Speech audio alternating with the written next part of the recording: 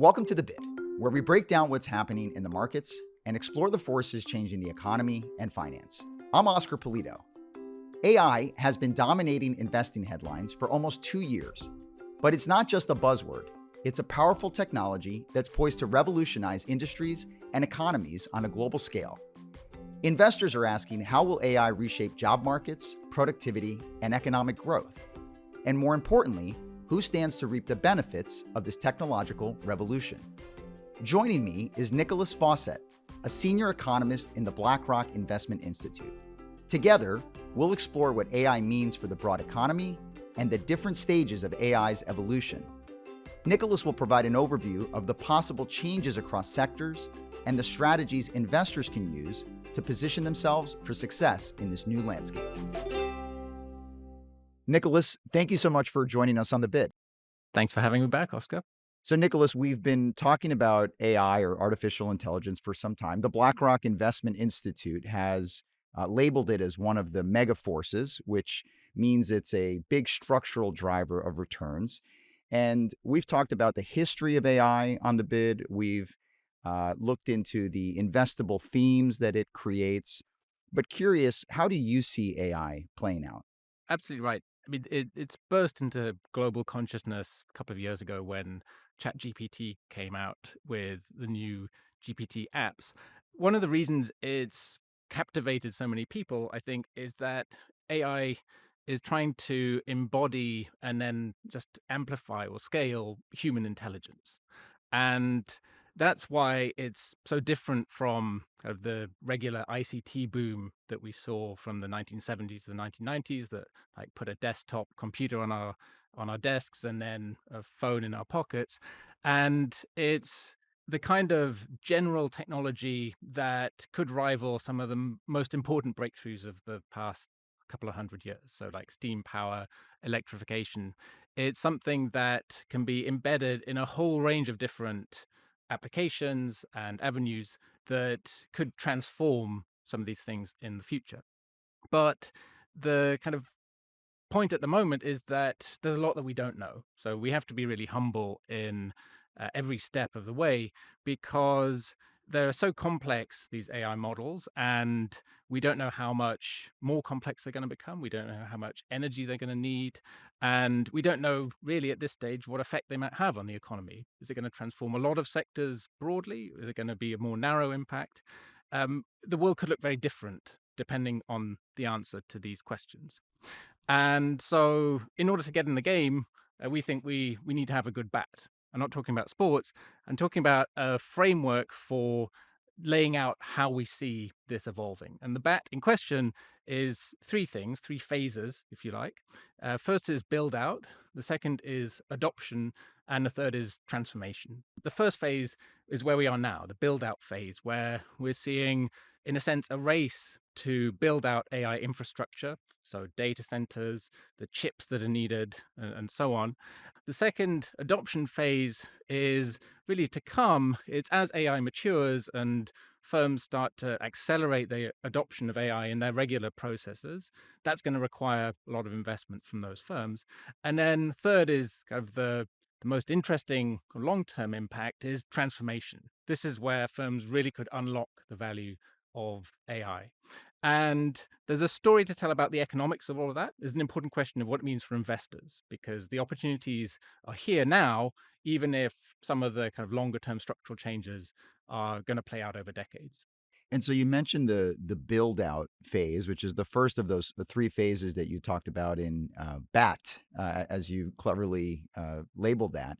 In the build out phase, what we have tended to see is a handful of stocks that have really dominated market performance. I'm thinking about companies like NVIDIA and the Magnificent Seven, those top companies in the S&P 500. Is there room to go in terms of the performance of some of those companies? We think there is. And we think that even though, I mean, you mentioned NVIDIA, and that's captured the imagination of the tech community because they're the key provider of all of these chips underlying AI models. we don't think that rules out further growth. And fundamentally, we're only at the dawn of the AI era, and companies are racing to build out ever more complex models. That requires a lot more computing power than even we have at the moment. And we think that that's going to continue as the kind of technology improves. So what we've noticed is that the underlying GPT models have become an order of magnitude more intelligent with each evolution. So ChatGPT 3, 4, and in the future 5, 6, 7. And each time you jump up an order of magnitude, you need a lot more computing power. And so you can map out with reasonable confidence that the demand is going to be there for the foreseeable future, at least.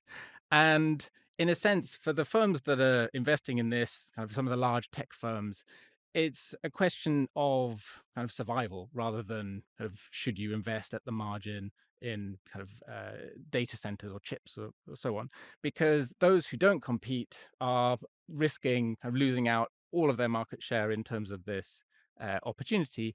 And the scale that's necessary in order to invest in AI requires you to be a really big player in the first place because the Capex is so expensive. And then you need to kind of continue leveraging that scale in order to continue investing. It's very difficult for new entrants to get into that market right now because you need a big balance sheet. And that's what these firms have. So, in a sense, there's a lot of investor questions that we hear about whether AI is in a kind of boom bust cycle right now. I mean, in a sense, that misses the bigger picture. I mean, history tells us that transformations always create winners and losers, but we think that because AI is potentially so transformational, it has a much broader potential to create quite a lot of value across a whole swathe of the economy. And ignoring that could be really missing out on a lot of the gains. And you touched on capex or capital expenditures and the fact that these big tech companies are the big investors in the AI infrastructure. You mentioned they have big balance sheets, and this reminds me of something that Tony Kim also talked about when we talked to him earlier this year about this theme, which is that while the amounts that companies are spending are quite staggering, they have the cash to be able to do it. So he thinks it's going to continue. How much more will this continue, this capital expenditure boom that we've seen? Where do you see that going? In terms of long term projection, we think that by 2030, for example, we could be seeing just in the US annual capex on the region of about $700 billion a year. That's about 2% of annual US GDP. So that's a really big number. Underpinning that is this point that the tech needs, computing power needs of AI models are so much bigger than anything that we've seen before. The internet, all the search engine technology, all of that that we've seen over the last couple of decades is a lot less computer processing power heavy than AI models. And so the kind of chip costs just directly are going to be a big part of the increasing capex spend that we see.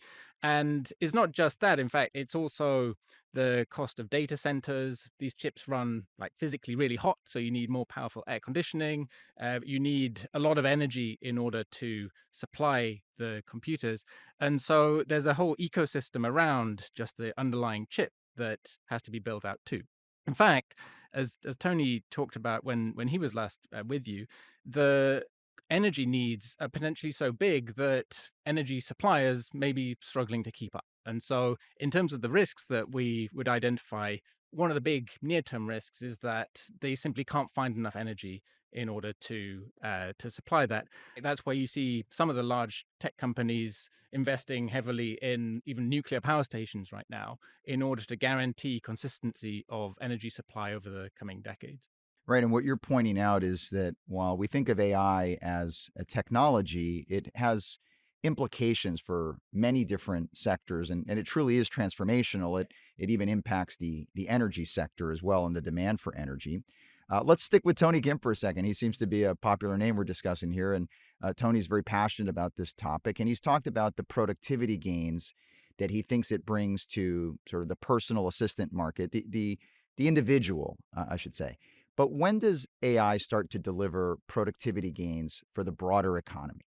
Yeah, it comes back to the fact that AI is about intelligence, and intelligence is embodied in more or less everything we do. It could significantly boost productivity over the long term. We already saw a bit of that in the ICT revolution. So, from the mid 90s to mid 2000s, in the US in particular, ICT was responsible for a big bump up in productivity growth. Like, that's meaningful. In the case of AI, I mean, there's a lot of uncertainty. The size and the speed of productivity gains, we just don't quite know yet. It really boils down to two things. First of all, how far does AI improve the efficiency of specific tasks that you would do within a job? And secondly, how broadly across your job does it help you do things? So, some studies put the productivity boost just from doing tasks at maybe between 10 to 30%, which is quite big. I mean, think about 10 to 30% time saving on being able to do a task. If you adopt that across every corner of the economy, then it could boost growth by 1 to 2 percentage points a year. That's a kind of slightly abstract number, but you remember when I was last on, we talked about demographics being a drag on growth. All of the kind of different drags on growth from the mega forces mean that economies can hope to grow, at least the rich economies can hope to grow between 1 and 2% a year, even as it stands. So a 1 to 2 percentage point boost from AI is transformational, even for these economies. But the problem is, in reality, that's probably a bit too optimistic. So it's unlikely that every single job is going to be affected in exactly the same way. Some jobs are a lot more amenable to using AI than others. So it could be that maybe a fifth of tasks are impacted. That's a reasonable estimate from studies. And in that case, the growth boost is a more modest, maybe up to 0.5 percentage point a year on productivity growth. But again, compared to a baseline in which you're growing somewhere between 1 and 2%, that's a meaningful uplift. So it's still a big deal. And part of the answer is focusing on how AI can help us in existing tasks and existing jobs. Some of the really exciting potential is for AI to create jobs that we don't know exist yet and can't even imagine existing. So, entirely new jobs, even entirely new industries. That's not new. So, if we take the advent of a motor car, for example, motor car did for stable hands because people didn't ride around on horses anymore, but it also created the kind of motorway service station and motel network because all of a sudden people could drive everywhere. It creates new jobs. And in fact, even more recently, more prosaically, the rise of e-commerce, for example, since the mid 2010s, has seen a really rapid boom in employment in warehousing and logistics in the US in particular, as people work alongside robots to kind of fulfill final orders from whoever it may be. There's still potential for AI to create new tasks and new jobs. And there's a lot of uncertainty, but that's potentially where a lot of the excitement comes from. And since you touched on the last time you visited us on the podcast, we did talk about demographics. And as I recall, the one of the ways that economies can try and offset that drag on growth from aging populations is through technology, innovation, and maybe some of the productivity gains that can bring. And that's what you're touching on with what AI could bring in the future. Maybe let's stick with that theme about the labor force and how it impacts workers. How does AI then change the makeup of the economy going forward? Yeah, so I think AI adoption could massively change the makeup because where labor's deployed, what labor does, that could all change. Even if you don't have a massive improvement in productivity on an aggregate scale, individual sectors are really going to be at the forefront of all of the change. I talked about the shifts that we've seen before during the advent of the motor car, and we've seen similar shifts before. I mean, just to take a case in point, during the Industrial Revolution in the US, the share of agricultural workers in the 1850s was about 50%. So half the economy was employed in agriculture. And by the 1980s, that had dropped to 2%. So the idea that we've seen big structural transformations is not new in history. Another kind of great stat that I like is that about half of the jobs that exist today didn't exist in 1950. And so the idea that all of this technological transformation is going to change the makeup is pretty easy to understand and motivate. The good news is, though, that the kind of popular imagination that Terminator will come and a pool of robot workers will do us all out of jobs, that's a bit fanciful, fortunately. What we've seen over the past and what we think is going to happen is that the nature of our jobs is going to change, so that instead of doing things alone, we do things with AI as a tool, as a kind of co-pilot, and it's not going to kind of do everyone out of a job. It's just going to make people more productive within jobs, even though some sectors are going to kind of change quite a bit. So what it boils down to again is this question of, will AI create new tasks, new jobs that we can't conceive of right now? And we think that there's a lot of scope for that to happen. And so the makeup is going to change, but it's not going to mean that we can just do away with labor. We've talked about the build out phase, right? That first phase of the AI revolution that you're describing, and how it has benefited certain companies in terms of their stock market performance.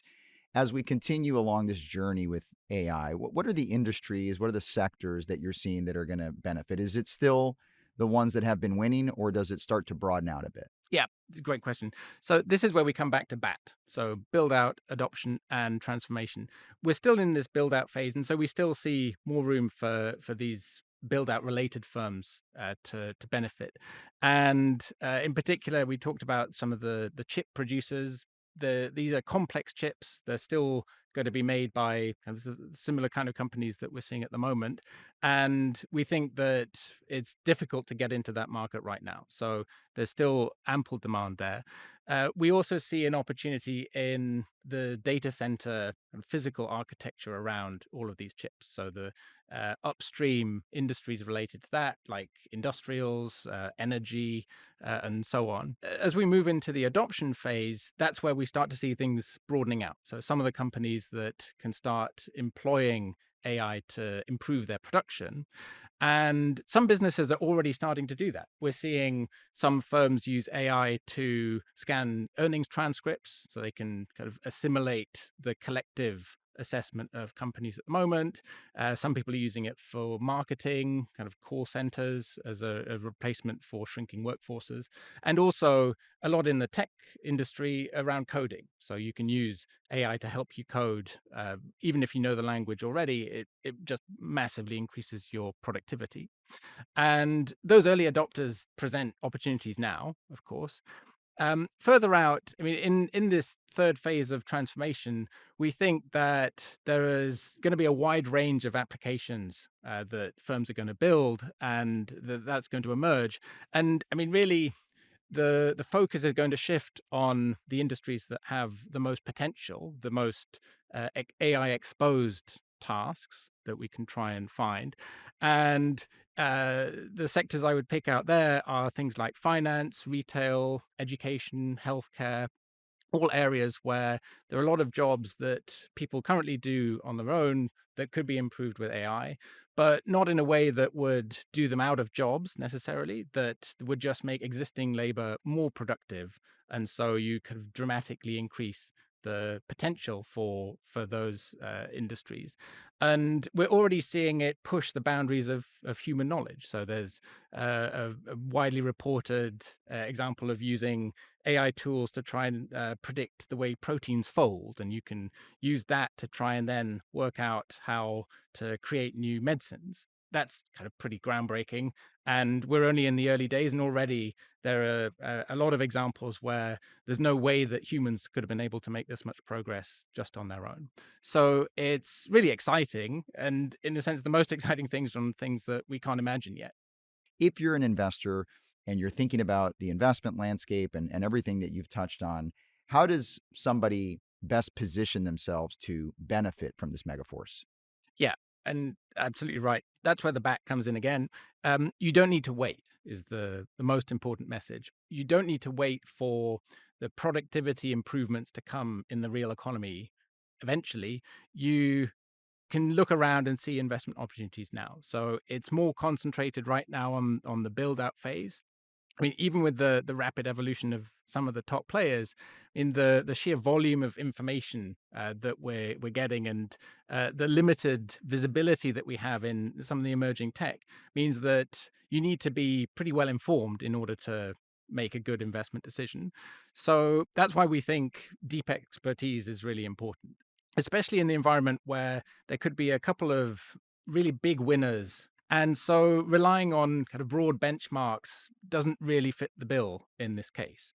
In a way, it's a kind of existential point. If we don't know what the world could look like in decades to come, the benchmark of 2 or 3 decades' time is going to look completely different to the benchmark of today anyway.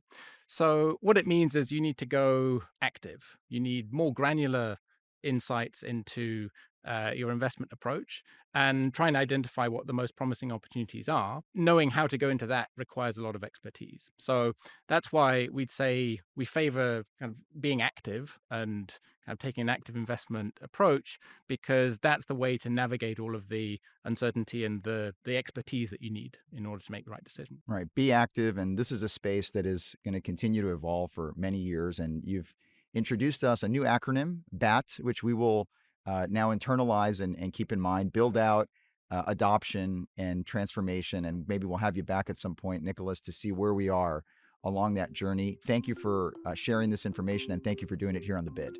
Thanks for having me. See you again soon. Thanks for listening to The Bid. If you've enjoyed this conversation, check out my episode with Tony Kim, Tech and AI Investing Trends, a stock picker's take, where we discuss the evolving conversation and emerging opportunities for investing in the AI theme.